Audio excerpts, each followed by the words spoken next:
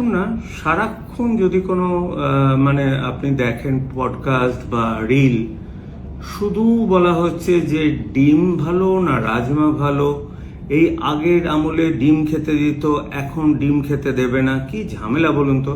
আচ্ছা, সায়েন্টিফিক বেসিসে একটু দেখা যাক। আচ্ছা, ডিম আর রাজমার মধ্যে তফাৎটা কোথায়?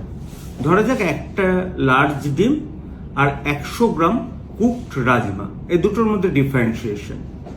যদি আমরা বলি ডিম একটা সুস্বাদু কমপ্লিট প্রোটিনের সোর্স, ডিমে প্রায় 7 গ্রাম মতো প্রোটিন থাকে, আর যদি 100 গ্রাম কুকড রাজমা হয় 9-9.5 গ্রাম মতো প্রোটিন পাওয়া যায়।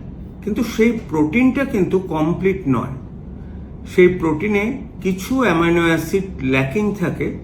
যদি রাজমাটা ভাতের সাথে মিক্স করা হয় তাহলে কিন্তু সেই এক্সট্রা অ্যামাইনো অ্যাসিডটা চলে আসে।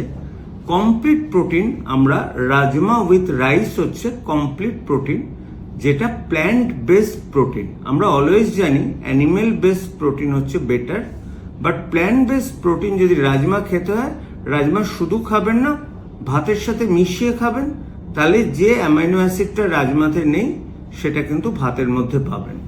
ফাইবারের দিকে যদি তাকাই, ডিমে কিন্তু ফাইবার থাকে না, কার্বোহাইড্রেট অলমোস্ট থাকে না। রাজমাতে কিন্তু ফেয়ার অ্যামাউন্ট কার্বোহাইড্রেট থাকে, আর তাতে কিন্তু ফাইবারও যথেষ্ট পরিমাণ থাকে। এবার কোন ক্ষেত্রে ডিম আমরা ইউজ করব, কোন ক্ষেত্রে রাজমা ইউজ করব? আমরা যখন ফাস্ট অ্যাক্টিং এনার্জি চাই, যে এনার্জিটা তাৎক্ষণিক কাজ করবে, যেটা মাসল বুস্টিং এ কাজ করে, তখন আমরা কিন্তু ডিম খাই। দেখবেন যারা জিম করে তারা কিন্তু ডেইলি 10টা করে ডিমের সাদা অংশ খায়।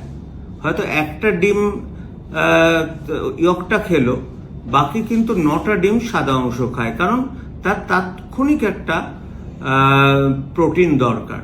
আর রাজমার প্রোটিন কিন্তু একটু স্লো অ্যাক্টিং, কিন্তু একটা কথা ভাবতে হবে, রাজমার আবার আরেকটা অ্যাডভান্টেজ আছে, শুধু প্রোটিন থাকে না, কার্বোহাইড্রেট থাকে, আয়রন থাকে, আর ভালো রকম এতে কিন্তু ফাইবার থাকে। সুতরাং একটা কমপ্লিট ডায়েট হিসেবে রাজমা উইথ চাউল আমরা ধরতে পারি। কিন্তু স্বাদ, আসল তো স্বাদ।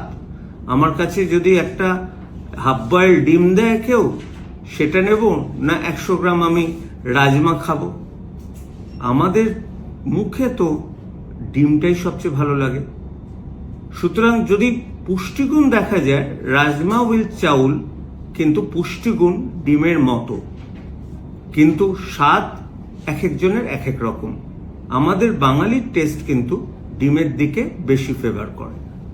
সুতরাং আমার মনে হয় এত শত ঝামেলার চেয়ে দুটোই সমান, কিন্তু মাঝে মধ্যে মিড ডে মিলে একটা করে ডিম সেদ্ধ দিলে ভালো, জিনিসটা কমপ্লিট হয়ে যায়।